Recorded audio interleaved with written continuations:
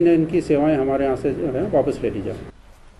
और अब कोरोना की बात करते हैं। अनलॉक 2 के दूसरे दिन यूपी का ताजा हाल हम आपको बताएंगे। आंकड़े कितने बड़े हैं, क्या कहता है रिकवरी रेट, वो भी हम अपने सहयोगियों से जानते हैं। लखनऊ से लेकर गोरखपुर तक, कानपुर से लेकर मेरठ तक, यूपी के हर बड़े शहर की जानकारी हम आपको देते हैं। अलाउद्दीन हमारे साथ लखनऊ से, रामगोपाल हमारे साथ गोरखपुर से जुड़े हुए हैं और उमेश हमारे साथ मेरठ से जुड़े हुए हैं।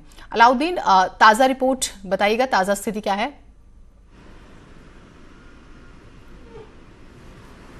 एक तो सबसे बड़े पहले एक रिपोर्ट शेयर करना चाहूँगा कि मार्च के महीने में जो कुछ 100 से तादाद शुरू नमूनों की जांचों की हुई थी, एक जो लक्ष्य रखा गया था जून 30 तक 25,000 तक, उत्तर प्रदेश सरकार ने उसको पार कर लिया है। यानी कल के दिन 27,000 के करीब नमूनों की जांच हुई है। यानी जो 25 का लक्ष्य है उससे भी 2,000 आगे उत्तर प्रदेश बढ़ गया है और इस महीने के आखिर तक लक्ष्य कम से कम 40,000 तक रखा जाएगा। कोरोना में जो विशेषज्ञ कहते हैं वो सबसे खास और अहम बात यही होती है कि जब तक हम नमूनों की जाँचों की तादाद नहीं बढ़ाएंगे तब तक चीज़ों को डिटेक्ट करने में या पकड़ने में या इस चेन को तोड़ने में हम बहुत ज़्यादा सफल नहीं रहेंगे। तो ऐसे में पिछले 100 दिनों के भीतर जिस तरह से उत्तर प्रदेश में नमूनों की जांचों की तादाद बढ़ी है, एक तो ये सुखद खबर है, लेकिन साथ ही जो केसेस बढ़ रहे हैं उसमें तमाम लोगों को खुद बहुत बचने की ज़रूरत है।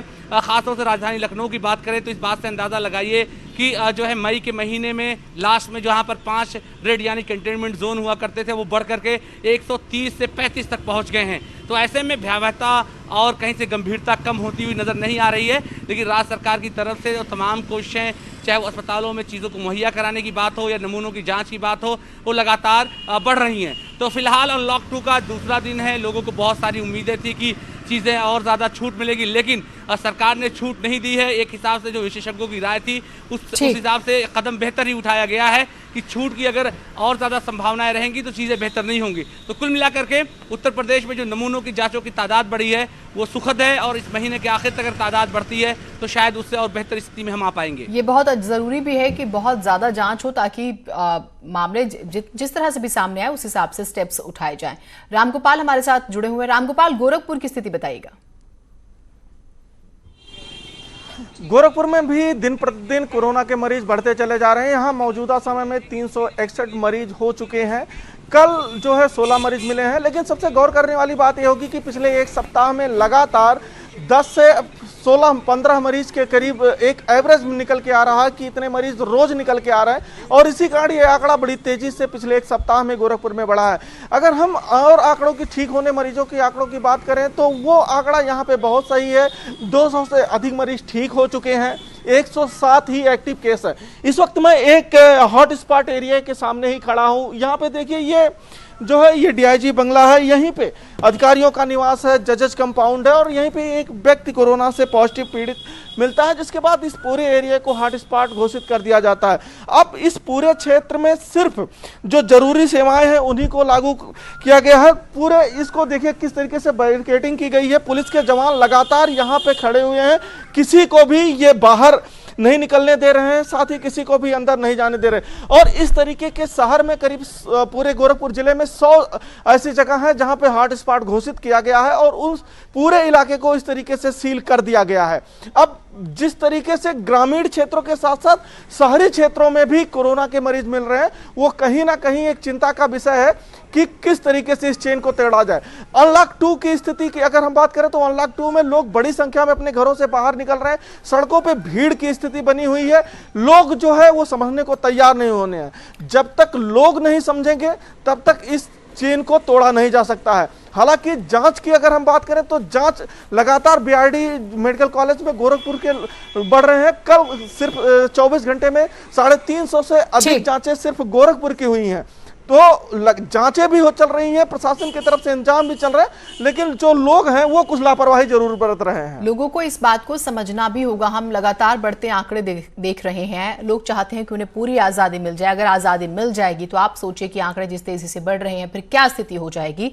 इसी वजह से कहा जाता है कि जब तक जरूरी ना हो आप बाहर मत निकलिए, मास्क सैनिटाइजर का इस्तेमाल कीजिए। उमेश हमारे साथ है। उमेश, आज से एक नई पहल शुरू हो रही है मेरठ के लिए, घर घर जाकर टेस्ट भी होगा। ये पूरा प्रोग्राम बताइएगा और ग्राउंड पर जो रियलिटी है फिलहाल जो अपडेट्स हैं वो भी।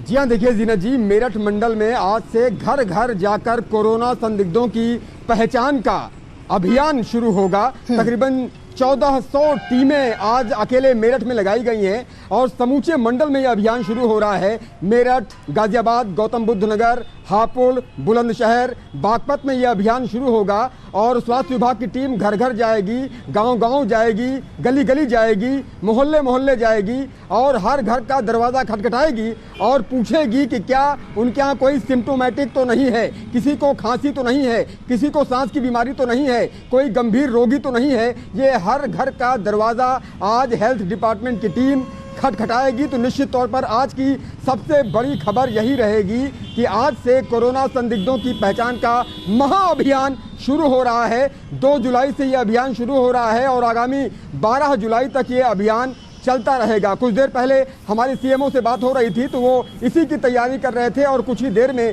डोर टू डोर यह इंस्पेक्शन शुरू हो जाएगा। दूसरी बड़ी खबर जो यहाँ से मेरठ से रहेगी, सबसे पहले हम आंकड़ों की बात कर लेते हैं। मेरठ में बीते 24 घंटे के दौरान तकरीबन 13 नए केसेस रिपोर्ट हुए हैं और इन 13 नए केसेस के साथ मेरठ में कोरोना के मरीजों का आंकड़ा बढ़कर 1011 हो गया है और कोरोना से मरने वालों का आंकड़ा यहाँ अब तक 70 है। इसके अलावा तकरीबन 701 लोग कोरोना को मात दे चुके हैं, जो बेहद सुखद बात है। इसके अलावा अभी यहाँ पर कुल तकरीबन 247 एक्टिव केसेस रह गए हैं। जहाँ तक अनलॉक 2 की बात है, मैं यहाँ की तस्वीरें दिखाना चाहूँगा।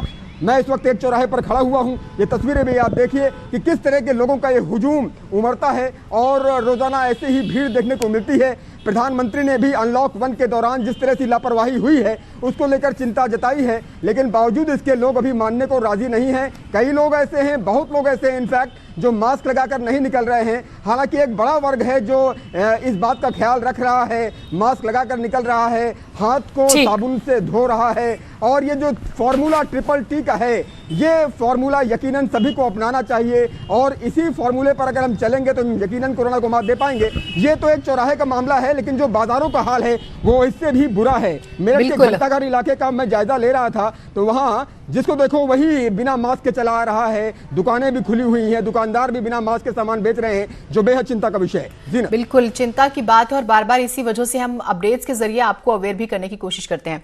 अलाउद्दीन हमारे साथ हैं। अलाउद्दीन, जिस तरह की अभी आपने रामगोपाल को भी सुना, उमेश को भी सुना, आपने भी वो तस्वीरें देखी होंगी, अब बहुत ज्यादा रियायत दी जाए, लोग इस तरह का व्यवहार नहीं कर रहे हैं।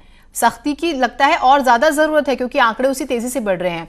आप टेस्टिंग को लेकर बताइएगा, गवर्नमेंट के और क्या प्लान्स हैं आगे, किसी तरह की कोई इंफॉर्मेशन, क्योंकि टेस्टिंग बढ़ानी उतनी जरूरी है और स्टिकनेस भी जरूरी है। अब ये तस्वीरें देखने के बाद तो यही लगता है। देखिए, 2 सूरतें बड़ी अहम हैं कोविड में। सबसे पहले नमूनों की जांच। अब वो जांच का दायरा काफ़ी बढ़ चुका है और ख़ास तौर से अगर इसमें पूल टेस्टिंग भी आप शामिल कर लेंगे तो जो दायरा करीब 40,000 के लगभग एक दिन में पहुंच जाएगा। उत्तर प्रदेश में लगभग 8 लाख जांचें अब तक हो चुकी हैं। सबसे अहम बात दूसरी जो श्रेणी की आती है कि आखिर हम कोविड फर्स्ट और सेकंड के जो हॉस्पिटल हैं उसमें तैयार कितना है। कोविड फर्स्ट का मतलब हुआ कि जिन बिना लक्षण वाले जो लोग हैं उनको कहाँ हमको भर्ती करना है, लक्षण वालों को कहाँ भर्ती करना है, फिर जिन लोगों की हालत ज़्यादा ख़राब है उनको कहाँ भर्ती करना है। तो इस मामले में उत्तर प्रदेश ने पिछले 100 दिनों के भीतर बड़ी तैयारी कर ली है, बेडों की तादाद बढ़ा ली है। इवन अगर आप राजधानी लखनऊ की बात करेंगी तो बमुश्किल यहाँ पर 20% बेड ही फुल हुए हैं, 80% अभी भी खाली चल रहे हैं। तो इस मसले को लेकर के भी ज़मीन पर तैयारियाँ मुकम्मल हैं। लेकिन सबसे बड़ा मसला ये है कि जो विशेषज्ञ कह रहे थे कि जून के आखिरी महीने में और जुलाई के महीने में हमारे सामने परेशानियाँ ज़्यादा आएंगी। तो अगर ये परेशानी बढ़ जाती है, इन बेडों में तादाद लोगों की बढ़ जाती है, लोगों को आइसोलेट किया जाता है, उसके बाद हालात ख़राब होंगे। फिर जो तमाम लोग बहुत खुले होकर के और बहुत खुले मन से टहल रहे हैं, अब ये समझ में आएगा कि आखिर उनके सामने परेशानियां और दिक्कतें किस तरह की आएंगी। हालांकि अभी हमारे पास बेड और नमूने तमाम चीज़ें बदस्तूर हैं, लेकिन जुलाई का महीना बेहद अहम है। अगर तादाद बढ़ती है, कोविड 1, 2, 3 और 4 लेवल के हॉस्पिटल में अगर मरीजों की तादाद बढ़ती है तो ऐसे में हालात ख़राब होंगे। फिर हालात फिर ऐसे बनेंगे कि शायद एक साथ जिस तरह से हम विदेशों में लगातार देखते रहे कि 10,000 लोगों को एक जगह क्वारंटीन कर दिया गया या फिर मिलिट्री अस्पताल में शिफ्ट किया गया, इस तरह के हालात फिर बन सकते हैं। कुल मिलाकर के ये वक्त बहुत नाजुक चल रहा है। बहुत ज़रूरी हो तभी लोगों को निकलना चाहिए। ये तमाशे का या फिर मनोवैज्ञानिक उनको इंटरटेनमेंट का कोई गेम अभी फिलहाल नहीं चल रहा है। इसकी भयावहता ऐसे समझिए, ये बात समझनी होगी। आपने बहुत इंपॉर्टेंट बात कही। अमित गंजू भी हमारे साथ जुड़े हुए हैं। अमित जी, अगर आपको मेरी आवाज़ आवाज मिल रही है क्या आपको अमित जी मेरी? तो मेरा सवाल यह है कि कानपुर की ताजा स्थिति भी बताइएगा। और अलाउद्दीन एक बहुत इंपॉर्टेंट बात की कि ये तमाशे का वक्त नहीं, लोगों को ये बात समझनी होगी। आज का ही एक आंकड़ा मैं बता देती हूँ, अमेरिका का जिक्र कर लेते हैं। 24 घंटे में 52,000 केस सामने आए हैं। 52,000 लोग नहीं समझ पा रहे हैं। जबकि अगर हम भारत की बात करें तो देखिए 18,000, 19,000, 20,000 इससे नीचे हो ही नहीं रहा है। किसी दिन 400-500 डेथ्स हो रही हैं, फिर भी लोगों को समझ नहीं आ रहा।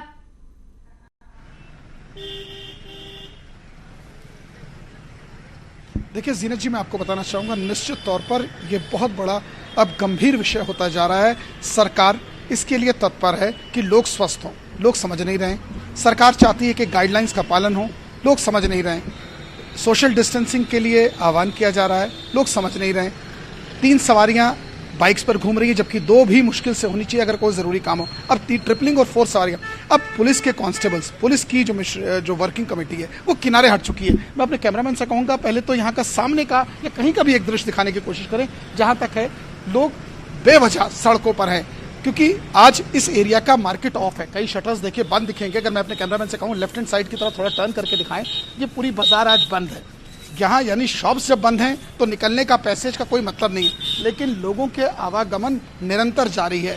लोग कुछ मास्क लगाए, कुछ ने अपना मुंह और गले को एक कर दिया है। अगर आप रिक्शे को देखें, सामने देखें रिक्शे चले, साइकिल चले आ रहे हैं, मास्क सिर्फ पुलिस के डर से है। मतलब बीमारी ना फैले उसका कोई चिंता नहीं। अगर ताज़ा अपडेट की बात जीनत आपको बताऊं तो 24 घंटे में 2 मौतें हो चुकी हैं।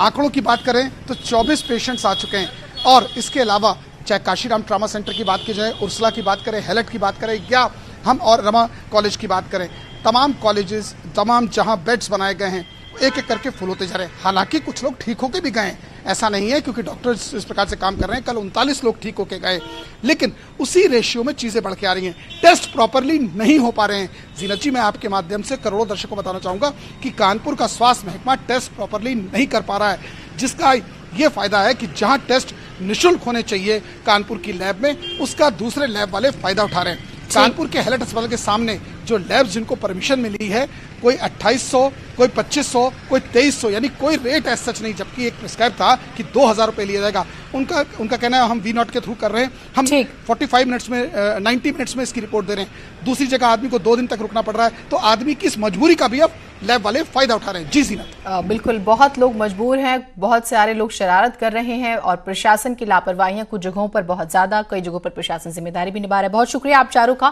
ताजा अपडेट्स देने के लिए। कुल मिलाकर आप लोगों को भी अपनी जिम्मेदारी समझनी होगी। अगली खबर का रुख कर लेते हैं। रेल मंत्रालय ने 109 जोड़ी प्राइवेट ट्रेन चलाने के लिए रिक्वेस्ट फॉर क्वालिफिकेशन मांगा है।